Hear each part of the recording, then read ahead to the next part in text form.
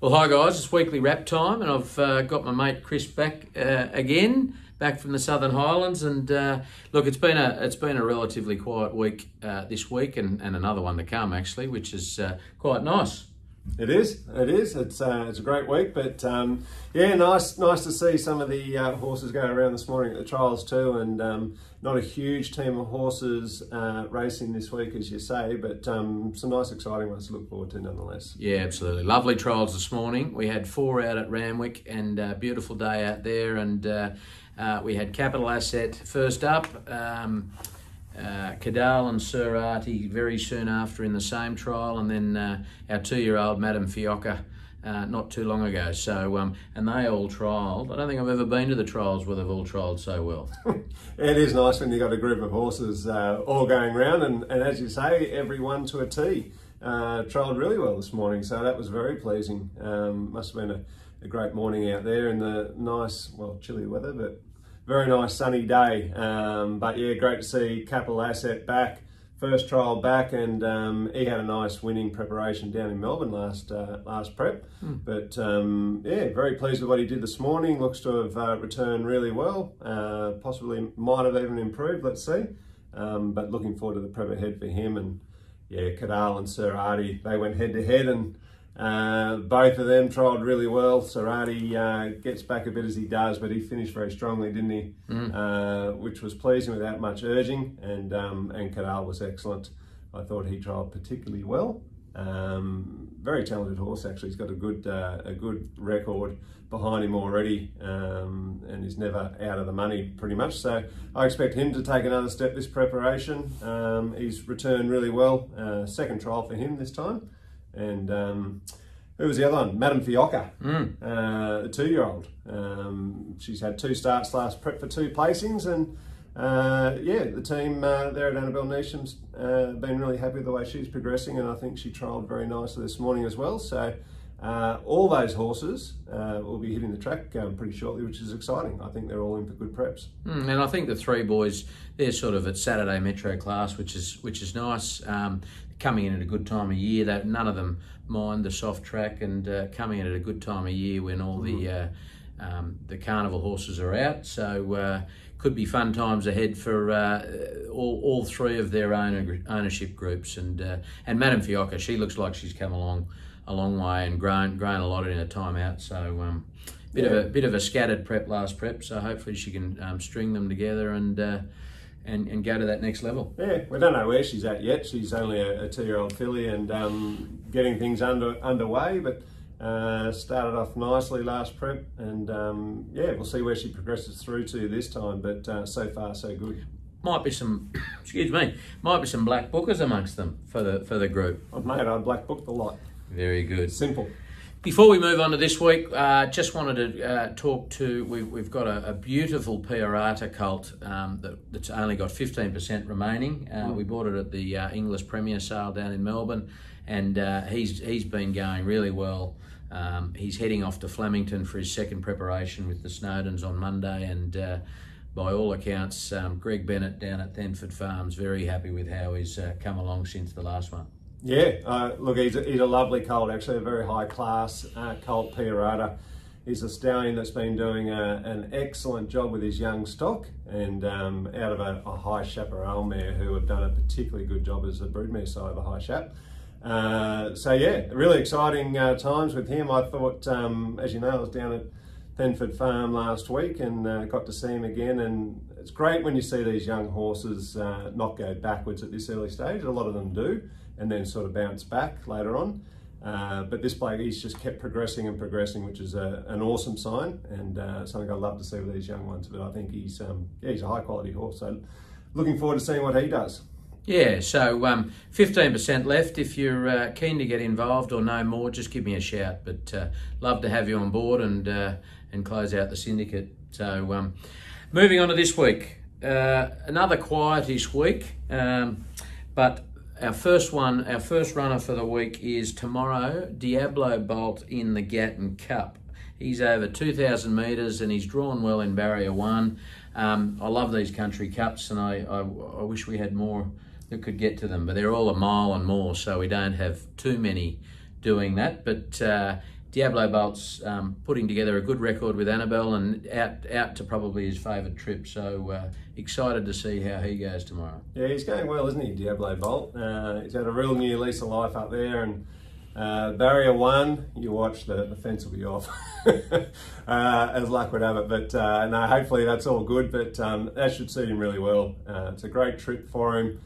He won 2 starts back really well. Then last start was poor, but that was very much put a pen through that. Unfortunately, it was a poor ride on that occasion by Dan, but luckily he won on him the previous start, so we'll cut him some slack there. But yeah, no, I think if he's well placed, I think he's going to be a good each way chance here. I think he's a horse who's running really well and appreciates the distance, and got a nice jockey on board and a good gate, so ticking a lot of boxes.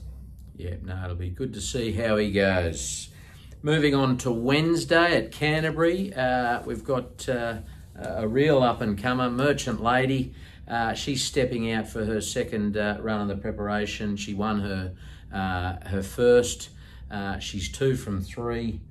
And 12.50 fillies and mares, and really excited to see her step out back at Metro level. Yeah, she's exciting filly, and yeah, started her career in particularly good fashion, and look, tough, tenacious win last time. First up on a heavy 10, not easy, and yeah, jockey came back in and said she wasn't comfortable on it either. So she did that through sheer will and determination, which was really, really pleasing and great for all her owners. Deserves this step up now, and 1250 should suit her. So looking forward to seeing her going around. I think on ability and on class, I think she's she'll likely be a good winning chance again. She's just that type of filly. Whether, she seems to have come through that run, but whether first up on a heavy 10 and a real sort of dogfight all the way through the line, whether she runs a touch flat too, that's a possibility sometimes when you're in those sort of scenarios, but there's nothing suggesting that, but we'll find out under race pressure. But let's tip her as a winner or out the back. Hopefully a winner. That's terrible. That's terrible.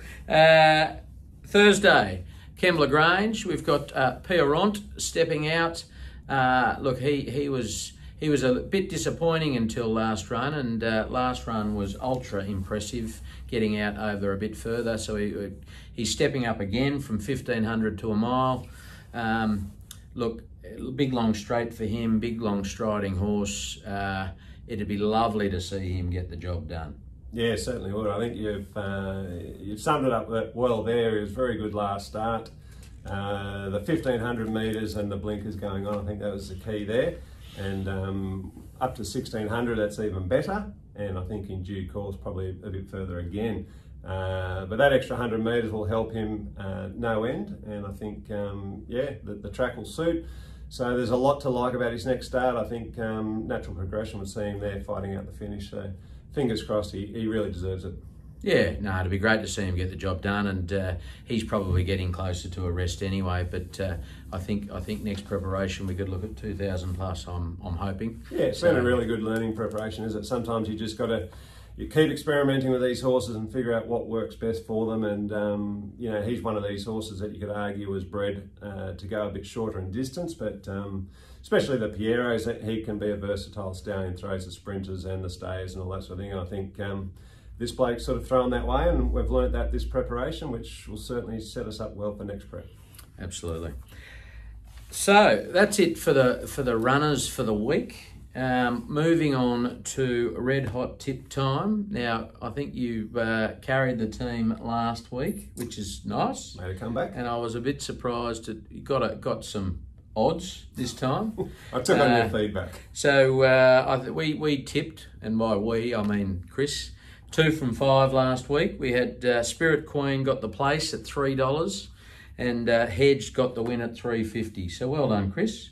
Thank you. Thank you. Let's keep that going. We had 3 the week before, 2 last week, so we're going okay.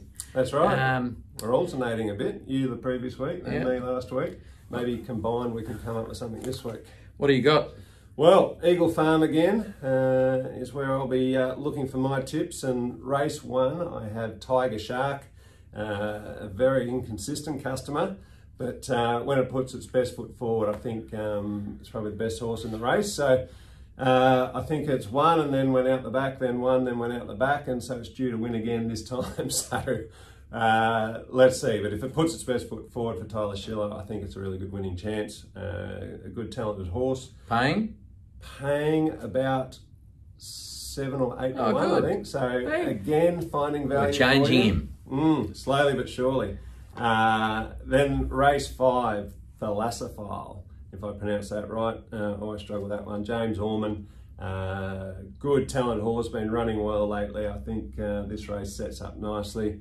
Again, a good winning chance. And then I've got to have a crack at the Tats Tiara, race 8 on the day. How good was Bella Nipotina in the straight break? She was enormous over the 1400 first time, jumped from barrier 17, nearly got there. I think you tipped it, didn't you? Yep. Is that right? Very, very nearly got there from barrier 17, which was an enormous effort. Coincidentally, has drawn barrier 17 again in the Tats Tiara. I think it might be into 16 after scratching so far. So getting no favours there, but I think for Kieran Maher, Ryan Maloney, she's just running too good to leave her out. So I think she's a good winning chance. Obviously needs some luck from the gate. And as a little saver, if she doesn't get that luck from the gate, I'm going to throw in Cess Majik. Say Majik, thank you. Each way, just as a little saver. So good luck with all that. Very good. Well, I'm at Eagle Farm 2. I'll start with race 6, the Tattersalls Cup. I'm going with well, I wouldn't say a roughie at $10, but I'm going for number 11, Almerac. I think that's how you pronounce it. There's some big names in the race, but just coming up through the grades and having some wins. So I'm going to say it's going to keep going. So race 6, number 11, Almerac at $10. Race 8, the Tats Tiara. Going against me? No, going with you. Look at that. I've tipped Bella Nipotina in the Doomben 10,000 and the Stradbroke. Yeah, you can't drop off and now. got second both times. And the horses that won aren't in the race, so I'm going to say she's got it in the bag. Well, she's a class horse, yeah, obviously. So I'm joining your club and going the short priced odds favourite, but excellent. But at least I'm formulating a bit of a pattern. And then in the race 9, the Healy Stakes, I'm on number 2, All That Pizzazz, paying $4.40. So geez, I hope we've got something for them this week. Bet with your head not over it. Dear, oh dear. Righto, guys. Well, that's it for the week. Have a lovely weekend. Hopefully the beautiful weather in Sydney continues, and it's always like that in Queensland, and Victoria's Victoria. So, and everywhere else for that matter. No, thanks down south. Yeah. Have a lovely weekend. Good luck to Diablo Bolts owners tomorrow, and the other owners during the week. Enjoy your weekend, guys.